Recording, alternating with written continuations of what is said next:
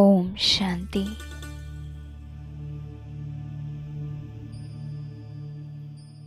இந்த மங்களகரமான சங்கமயுகத்தில் ஆத்மா நான் அனைவருக்கும் நன்மை செய்யும்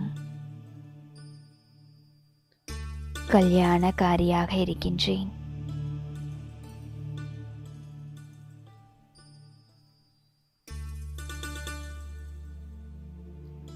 சுயத்திற்கும் பிறருக்கும்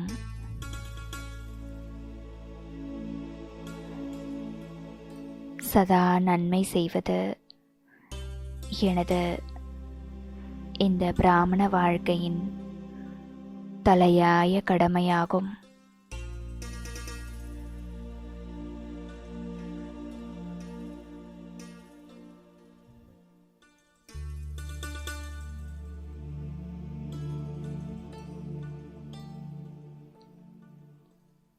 மனிதர்களை தாண்டி இயற்கைக்கும் நன்மை செய்த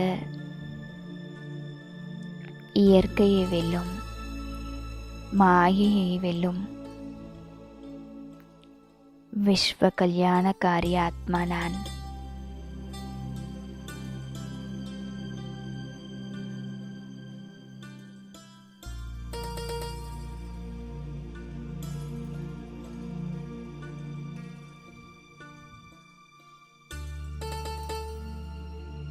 இயற்கையை வென்று இயற்கை தரும் சுகத்தை அனுபவம் செய்யும்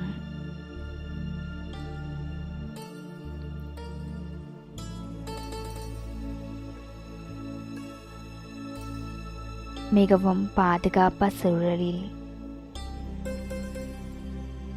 அமர்ந்திருக்கும் வெற்றியுடைய ஆத்மா நான்.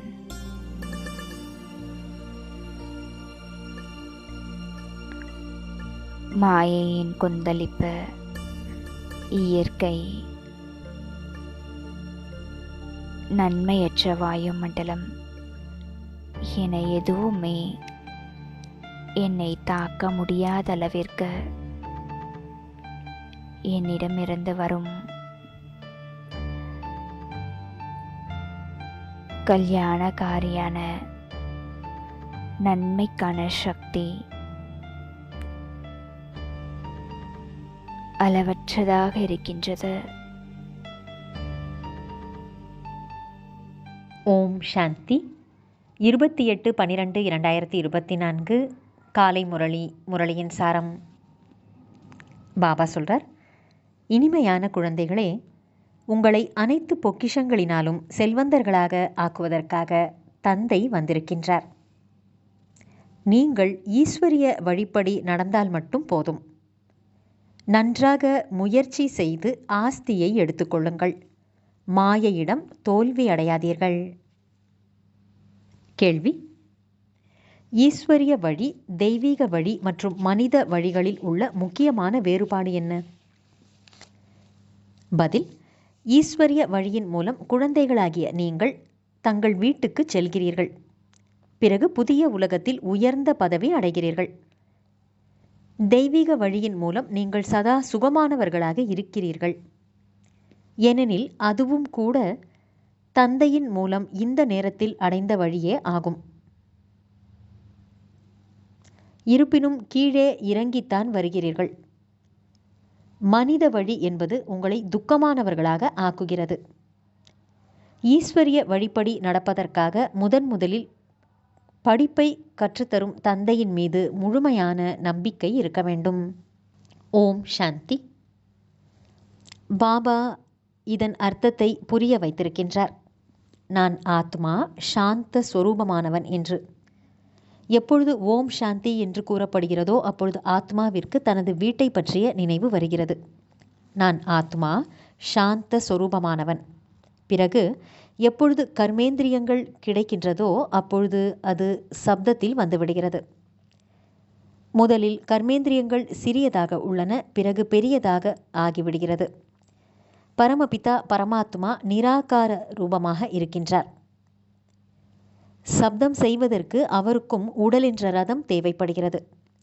ஆத்மாக்களாகிய நீங்கள் பரந்தாமத்தில் இருப்பவர்கள். இங்கு வரும்போது சப்தம் செய்கிறீர்கள். நான் உங்களுக்கு ஞானம் கொடுப்பதற்காக சப்தத்திலே வருகின்றேன் என்று தந்தையும் கூறுகின்றார். தந்தை தன்னை பற்றிய மற்றும் படைப்பினுடைய முதல் இடை கடைசி பற்றிய அறிமுகத்தை தருகின்றார். இது ஆன்மீக படிப்பாகும்.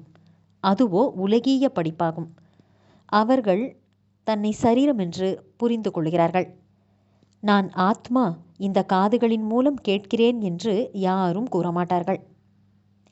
இப்பொழுது குழந்தைகளாகிய நீங்கள் புரிந்திருக்கின்றீர்கள். அதாவது தந்தை பதீத பாவனர் ஆவார். நான் எப்படி வருகிறேன் என்பதை அவரே புரிய வைக்கின்றார். உங்களைப் போல நான் கர்ப்பத்தில் வருவதில்லை. நான் இவருக்குள்ளே பிரவேசம் செய்கின்றேன். பிறகு எந்த கேள்வியும் எழுவதில்லை. இது ரதமாகும். இந்த பிரம்மா தாய் என்று கூறப்படுகின்றார்.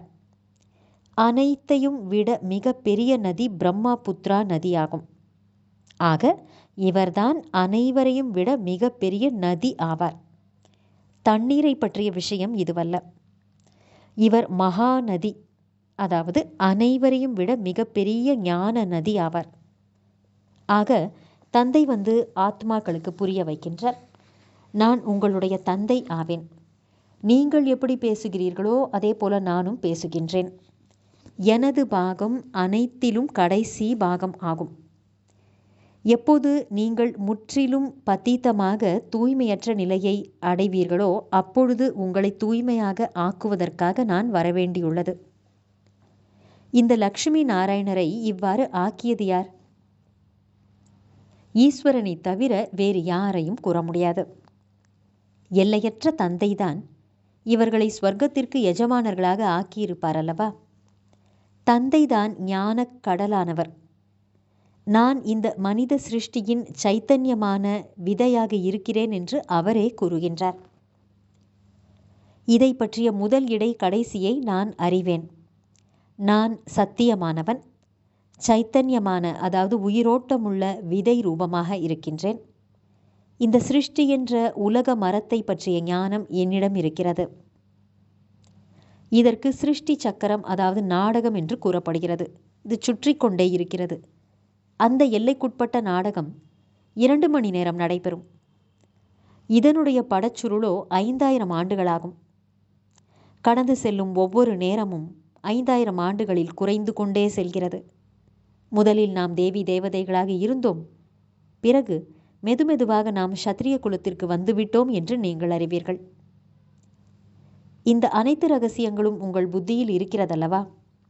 ஆக இதை சிந்தனை செய்து கொண்டே இருக்க வேண்டும். ஆரம்பத்தில் நாம் நடிக்க வந்தபோது நாம் தான் தேவி தேவதைகளாக இருந்தோம். 1250 ஆண்டுகள் ராஜ்யம் செய்தோம். காலம் கடந்து கொண்டே செல்கிறதல்லவா? பல லட்சம் ஆண்டுகள் என்ற விஷயமே இல்லை. பல லட்சம் ஆண்டுகளில் நடந்த விஷயத்தை யாரும் சிந்தித்து பார்க்கவே முடியாது. குழந்தைகளான நீங்கள் இப்போது புரிந்திருக்கின்றீர்கள். நாம் தான் இவ்வாறு தேவி தேவதைகளாக இருந்தோம். பிறகு நடிப்பை நடித்து ஆண்டுகள் செல்ல செல்ல இப்பொழுது இவ்வளவு ஆண்டுகளை கடந்து விட்டோம் என்று சிறிது சிறிதாக சுகம் குறைந்து கொண்டே செல்கிறது. ஒவ்வொரு பொருளும் சத்தோ பிரதானம், சத்தோ ரஜோ தமோவாக ஆகிறது. அவசியம் பழையதாக ஆகிறது. இது எல்லைக்கு அப்பாற்பட்ட விஷயமாகும். இந்த அனைத்து விஷயங்களையும் நீங்கள் நல்ல முறையில் புத்தியில் தாரணை செய்து பிறகு மற்றவர்களுக்கு புரிய வைக்க வேண்டும். நல்லது. தாரணைக்கான முக்கியமான சாரம்: 1. தனது வியாதியை ஒருபொழுதும் மருத்துவரான பாபாவிடம் மறைக்கக்கூடாது. மாயையின் பூதங்களிலிருந்து தன்னை பாதுகாத்து கொள்ள வேண்டும். தனக்குத்தானே ராஜ்ய திலகம் கொடுத்து கொள்வதற்காக அவசியம் சேவை செய்ய வேண்டும். 2. தன்னை அழிவற்ற ஞான செல்வத்தின் மூலம் செல்வந்தராக ஆக்கிக்கொள்ள வேண்டும். இப்பொழுது பாவ ஆத்மாக்களிடம் கொடுக்கல் வாங்கல் வைத்துக் கொள்ளக்கூடாது. படிப்பின் மீது முழுமையிலும் முழுமையாக கவனம் செலுத்த வேண்டும். வரதானம்: இந்த கல்யாணகாரி யுகத்தில் அனைவருக்கும் நன்மை செய்யக்கூடிய, இயற்கையை வென்றவர் மற்றும் மாயையை வென்றவர் ஆகுக. விளக்கம்: சங்கம யுகத்தை கல்யாணகாரி யுகம், அதாவது நன்மையே செய்கின்ற யுகம் என்று சொல்லப்படுகிறது. இந்த யுகத்தில் சதா நான் கல்யாணகாரி ஆத்மா, முதலில் தனக்கு நன்மை செய்வது, பிறகு அனைவருக்கும் நன்மை செய்வதே என்னுடைய கடமையாகும் என்ற இந்த ஸ்வமானம் சதா உங்கள் நினைவில் இருக்க வேண்டும். மனித ஆத்மாக்கள் மட்டுமல்ல, நாம் இயற்கைக்கும் நன்மை செய்பவர்களாவோம்.